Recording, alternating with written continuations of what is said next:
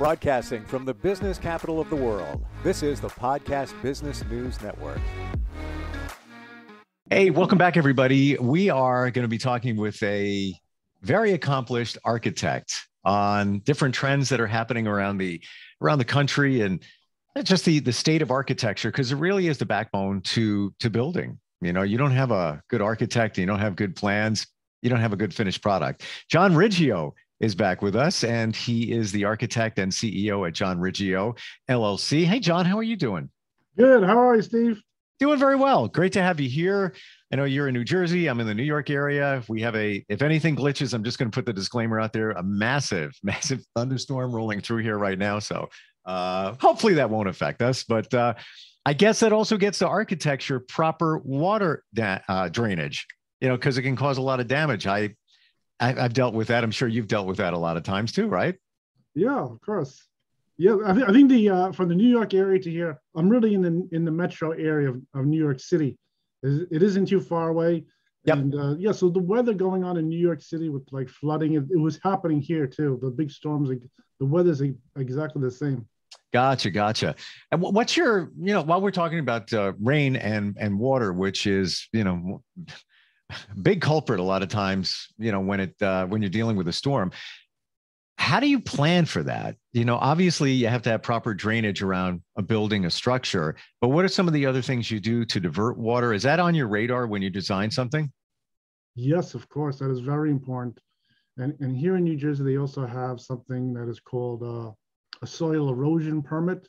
So each job goes to the freehold soil erosion department, and that they have to check all the different things of water running off the properties, things like soil coming off the properties during construction, all kinds of things with trees getting removed, new trees being installed, things like that. So that is one thing that they do have here in New Jersey that's a standard on any large project, that you have to get a permit specifically to cover the soil erosion. So when you're designing, let's say, something residential, are you thinking about the roof and how the water is going to flow, or does that, is that the roofer's job? No, really that is part of the architectural design. And a lot of times the gutters and leaders, location things, they are shown on the architectural plan. But I think usually all those things, they usually would culminate down and go to some piping, go to underground piping, go to what they call a dry well, or things like retainage pit, things like that. Yeah, the only reason it's on my mind with the storm that we're getting outside here is that I've dealt with it. I've had problems where water diverted in weird ways, and then you had either a leaking window, leaky roof. Can be a real challenge, I guess, if it's not designed properly. Yes, of course. Yes, that's right. There's always a big issue of flashing. It's a big issue with the water problem on houses. Flashing, a lot of times they decompose very quickly, maybe 10, 15 years. And then it has a big problem with water leakage in buildings and houses. And first thing comes to mind is there's so many different aspects as an architect that you have to be mindful of when you're designing. There's, aside from water, what are some of the other things that are on your radar when you're designing a building or a project? Oh, yes. Of course, the different things with the wind and the rain are a consideration, part of the architectural design, of course. Yeah, and I've seen some of the roofs that you design, and they can get pretty intricate. It's not just a basic roof. There's, a lot of things going on, dormers. I'm not even sure the name of the different styles of windows and roofs, but different peaks. There's a lot going into a project. That's my point. It's not, you can't just whip up some plans and hope that the computer generates it and you're good to go. You have to be mindful of all of that. Yes, that's correct. That comes from years of training as far as working as an architect. All those considerations are already in the design. Flashings, all kinds of underlayment, water runoff with gutters and leaders, dry well locations, things like that. That is all taken in consideration. Also, things like that, you have to memorize a lot of codes over the years. So all those things, when I'm making the design, are already in my mind, looking at them, making sure that they're going to work. Let's talk about the state of the economy and architecture and building. I know that there were some challenges a while back with the supply chain and you know, potential recession. Where are we at with that now? Yeah, I think right now the talk of the recession has made some people question whether they want to go ahead with the job, as some things have been delayed. And then there was also the cost of construction of lumber really doubled. And now the price is coming down slowly. But those two considerations have brought about maybe some people waiting to go ahead with their job. So that could be a problem. If a few people don't decide to go ahead with their projects, things could slow down slightly. It is a possibility. So that's always one thing as an architect you always have to look for to prepare for anything that is making the economy go down. I mean, that is a possibility. Here right now, things have been going good for the last number of years. I doubled the size of my office. I've hired more workers to help me complete the projects. And so things are going good as far as that's concerned. And so that's the present state. Things are still busy and expanding. Price of lumber right now, where we at? Not the exact price, but has the price leveled off, gone up, come down a little bit? I think it's slightly down from the high point. It had gone up a lot. There were some problems, and it has come down slightly. Yeah, I think the one thing that we often forget is the trucking industry to move all these supplies around, and with the price of fuel, especially diesel right now, which last time I checked came down a little bit, like 10 cents. It's a big consideration when you're working on a project and you got to get supplies delivered. Has that been a factor in some of the recent projects you've been working on? Yes, things like that are a factor. Yes, for a while they were running out of I-joists, and that was a problem. And so things like that can cause a problem for the job site. The materials could increase the prices of materials also. Yeah, when you talk about that, I have a couple of friends that are doing some projects, and either they're working on them themselves or they have a contractor, but different things have taken so long to get. Like somebody ordered some doors. I'm not sure what type of doors they are, and that was back in late winter, and they're not going to get it. Maybe they'll get it in August. Have you heard of that? I mean, and I don't think they're like very decorative specific, but maybe it was a custom order, but there's yes, I have heard of that. Yes, I received a notice here from the Anderson Windows, just that there are some delays in the shipping and things like that. Yeah. Wow, that's got to be a major challenge when in the construction arena. Once you've finished with your plans, are you pretty much done, or are you still consulted from time to time during the building of the project? Yes, it depends on the size of the project, and yes, the larger projects, I am more involved during the projects, more inspections, might be more revisions, additional drawings might be necessary too, maybe additional detailed drawings, things like that. So that's usually on a larger job, and that is usually how it works. And then usually on each job, I usually staying on the project from the start to the end when the job is finished and they get their CO. Yeah, I thought of that just now. On a larger project, they may encounter a challenge while they're building it, and then would have to consult with you to, like you said, a revision to get around it. Does that happen from time to time? Yeah, usually that is can happen with existing conditions. Any kind of existing condition. If you're doing with anything with the existing foundations, that's a problem. If with new construction, there's always different things they might find under the ground. They might find a large rock under the ground. They might find a cable line under the ground, things like that. And that would potentially make an adjustment in the drawing, or might make additional drawings necessary to correct the problem, things like that. What are some of the biggest commercial projects that you've done in the last few years?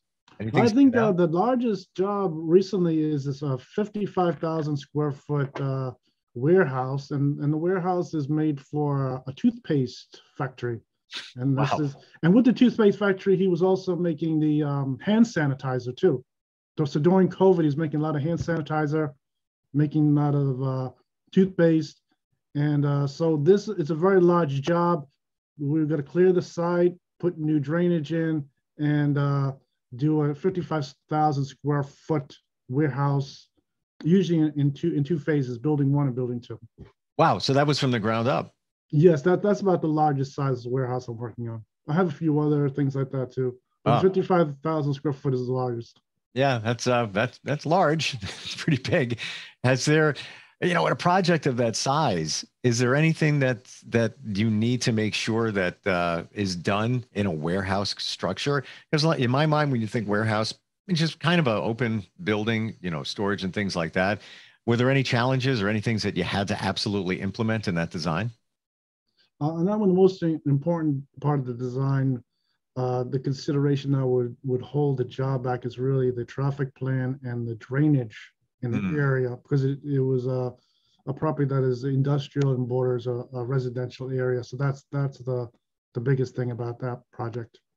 Funny you should say that, because the town that I lived in, I recently moved literally a month ago, but I was there for 7 years, and Amazon put their warehouse, excuse me, built it just what you said, up against the a residential area, and the considerations that had to go in, and there were people that were fighting it on the grounds of light pollution, sound pollution, emission pollution, and all of that, and those are all different things that needed to be addressed, and especially even something you wouldn't think of, the light that comes from a building like that needs to be tapered down, or there's challenges with everything that you design, I guess. Yeah, we have a lot of those here in Edison. A lot of the warehouses for Amazon are over here. They used to have a big Exxon Mobil plant here. They completely removed it and have all warehouses in there too. So there's a lot of those over here too.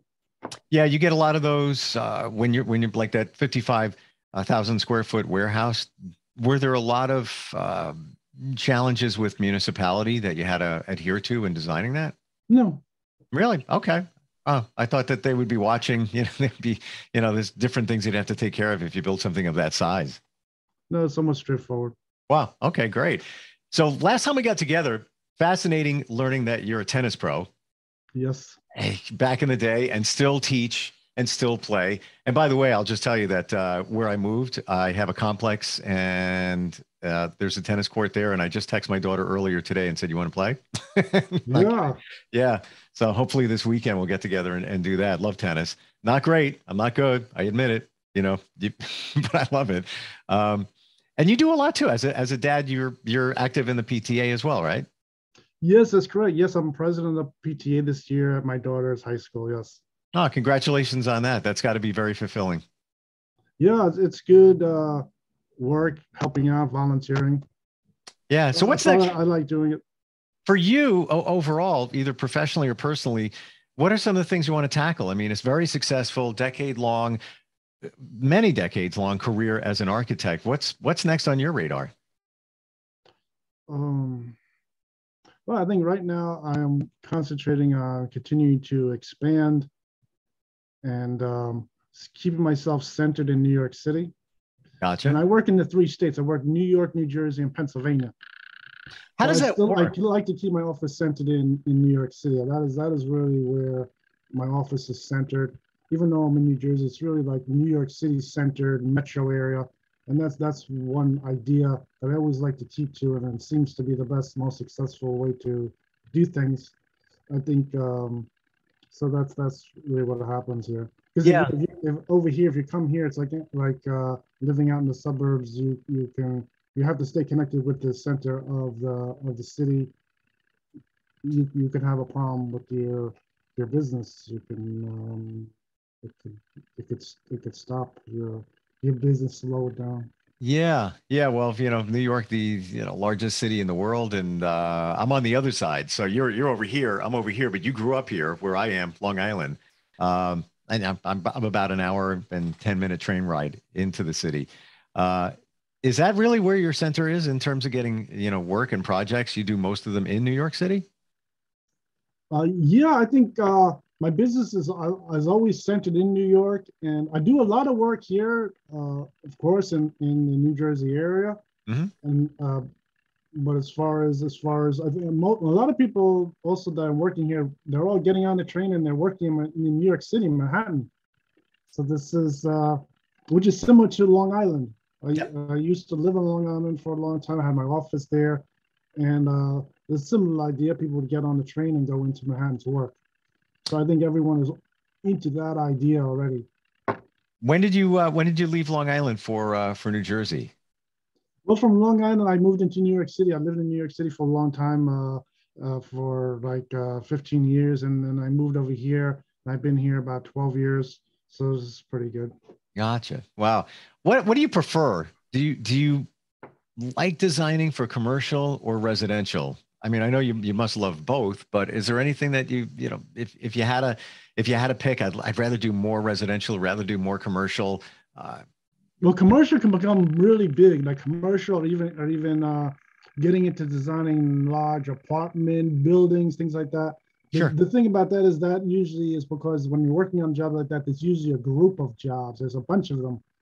I used to work on a lot of Exxon Mobil jobs. So it wasn't just one project, it was a whole bunch of them. And so when you're working on commercial, you might get a whole bunch of projects together, maybe as much as 20 projects together. And that gives you a stability of working. Residential is a little different. Residential is sort of working more on your reputation, working on from references, job to job. And although I've been able to do that, it's a little different than commercial. A lot of times commercials comes in bunches of projects. Gotcha. You know, in terms of your creativity as an architect, of course, you know, you're doing a commercial project. It's a big one. Who wouldn't want to do that? But in terms of you allowing you to be creative, do you enjoy doing the residential projects, you know, for that reason? You know, does it feel good to, you know, be able to have a wider latitude to do things? Yeah, the residential projects are good. I think I showed some samples. The residential projects are very involved with designing a lot of all different aspects of the house and the property. So that's yeah, there's some good things about the residential. It's really good. It's involved. People like to take a look at those houses. That helps out. Is for on the residential side, kind of curious, is open concept still big? I think, yeah, it's still big. People are still getting into opening the whole plan, and that's we're working on a lot of the new jobs we're working on. We're still opening up the plans, opening up the ceilings, opening up the floor plans, trying to get a large span. Yes, that is still the current trend. Why do you think it's so popular? I think a lot of it has to do with maybe making an open space that is allowing a lot of light and air in, that people are spending an extended amount of time in their house, maybe more people in their house with the COVID, and that is giving them, making a really nice interior space. I think that might be influencing that idea. I've often seen with the open concept in a kitchen that it's the kitchen is the new living room. That's where everybody gathers. And that's, usually why it's so open and wide. So there's a lot of space, getting more people can fit in there. You can have that island in the middle where you can either prepare food or eat food. But it's like that is the new kitchen, the new living room right now. Yeah, I think the kitchen with the island has been around a while. And recently, I think with the new expansions people are making, it's usually like kitchen, dining right next to it, and family room. And the whole thing flows together. It's like one big volume of space. Gotcha. Yeah. And media rooms seem to be increasingly popular as well. Yes. A lot of the jobs, I think I showed one that has the media room where they're going to put in like some theater seating, projector on the ceiling, things like that. Some of them are on the ground floor. Some of them are on the cellar. A lot of people like to put them in the cellar space. And so, yeah, that is still a going trend. A lot of people like to put in those theaters. Anything else stand out on the residential side that you're getting requests for? You have? Well, I think the new trend was really a lot more curved stairs. Curved stairs have been increasing in my design. There's a lot more curved stairs have been going on, and that makes you make the entrance lobby a little wider. It has to be at least 9'6" or wider. So it's getting, entrance area is getting larger and wider because of that reason. All right. So walk me through that as a non-professional. and not somebody that has the mind for that. So the curved stairs, it's going to curve over to the side, and that's allowing you to have more space in the foyer area. It's required to have more spaces. You have to fit the Oh, stair in, so you need more room. So you need like 9'6" at a minimum. If you don't have 9'6", maybe you can bring it down to like maybe just 6 foot wide, and that's so you can get a more wow. narrow entrance. And when you say that footage, you know, the 9'6", that is when you walk through the front door, the width that you have to work with there. Is that what that is that's the dimension that you're referring to? Yes, that's correct. I didn't know that. Okay. Is that a code thing or just a lot of people ask Yeah, for it turns out to be a code because the stair is built off of codes, you know, certain tread widths, riser heights, things like that. And that makes the stair where it can only curve to a certain width. And that's why you have to have a certain size lobby area, entrance area. Yeah, last time, a couple of times ago, we got together, you were showing plans and it was really super cool and creative. It was two stairs that converged that went around. Yes, that is a very large entrance. Yes, we have 2 stairs on that. Yes. What about outside? You know, you designed the structure of the house. What about the outside area? Would you take care of that if somebody had a request for that or give suggestions for that? Yes, I think on some of the jobs I've shown, there are some exterior stairs. I do the exterior stairs, unless if it's more of a level entrance area. Like on one job with the ones with 2 stairs, I have 3 stairs, 2 to the side and one in the entrance, and it's a curved stair. Then some jobs might have more of like a step stair, like with used with Allen blocks that are stepping down to the driveway. I was at a fundraiser a couple of weeks ago, and it was a fairly large house, but they also had a structure in the backyard, which was a kitchen, bathroom, fairly large size kitchen, refrigerator, and that was just for outside if you didn't want to walk into the house. But what a great idea. And it didn't look like it was that expensive to put that in and also to design it. You get requests for stuff like that? Yeah, well, yes, of course. Yeah, usually with the rear decks, a lot of times we're going with a composite deck these days. And yeah, there's I step the decks down a lot of times. Yeah, I usually with the exterior things like retaining walls and decks, if they're over a certain size, I always like to step them down. One reason is they're much safer. Someone doesn't take like a 10-foot drop off the side. I usually like to step them down maybe every 3-4 feet.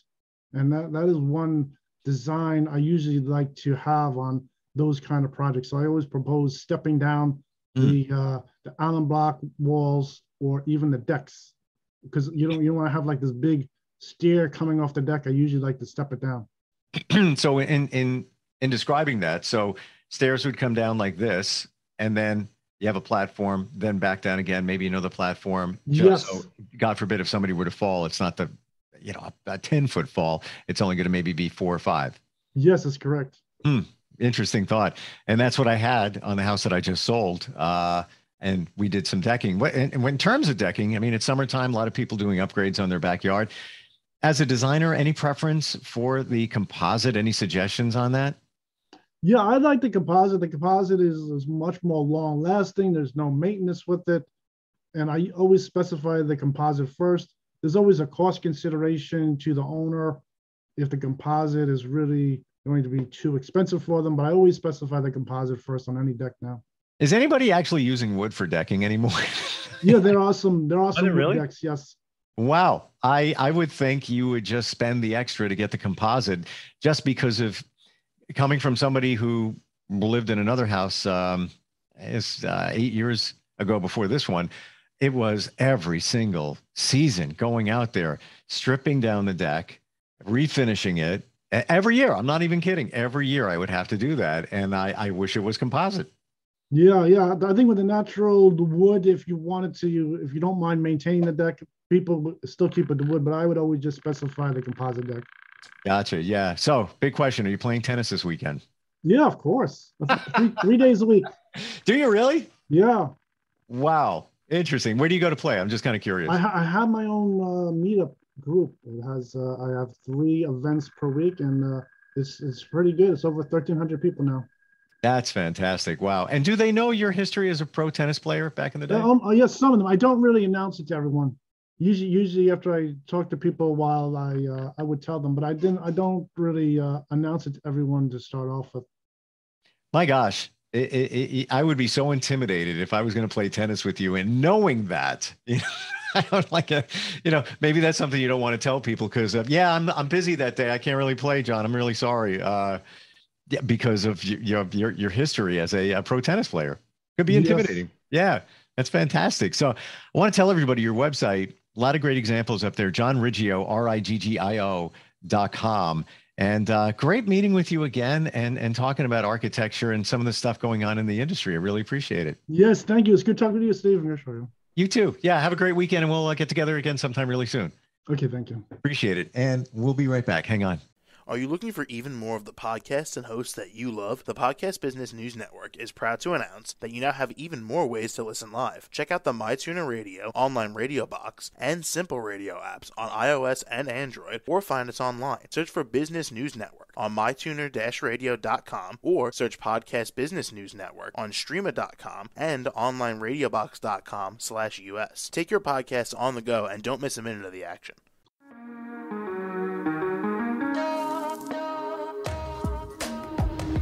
Broadcasting from the business capital of the world, this is the Podcast Business News Network. For nearly 2,000 severely injured veterans, everyday life has become filled with barriers. Day-to-day simple tasks can become pretty daunting. I have to carry my chair up 2 flights of steps or have somebody do it for me. What scares me the most is just the falling. When I'm struggling with my house, I think, to have that one great barrier just knocked down, it's crucial. Home for Our Troops is a wonderful nonprofit that builds a mortgage-free, fully adaptive, handicap-accessible house. And there's no catch. It'll be our very first home that we've ever owned. This is a game changer. This is where your life begins again. We need you to join us in completing this important mission. Please visit hfotusa.org and help build homes and rebuild lives. Because of you, everything's going to be okay.